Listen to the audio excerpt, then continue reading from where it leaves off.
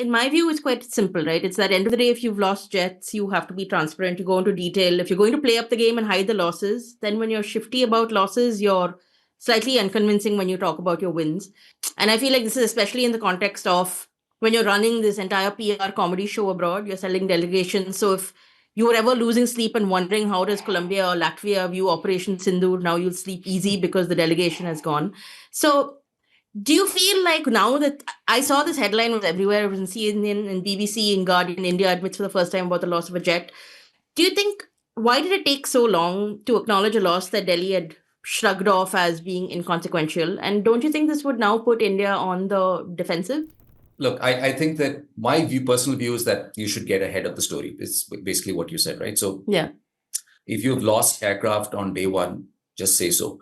And in fact, start giving out details of what you've lost. Provide, the more details, convincing and accurate details you provide without endangering operational security, the more credible you are. And like you said, that makes your wins also more credible.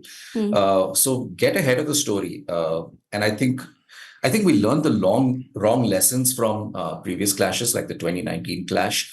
So I think the instinct this time was, let's not bring it up at the moment. And there are legitimate reasons for this. You don't want people to be riled up during a conflict and putting greater pressure on government, right? A government doesn't want, it wants, in a clash like this where it's not clear when you end, you don't want popular passions to become too complicating a factor. So there's in that sense, a legitimate concern. But I think my personal opinion is that the better way to handle this is simply get ahead of the story, be transparent, because you're really not going to fool anybody.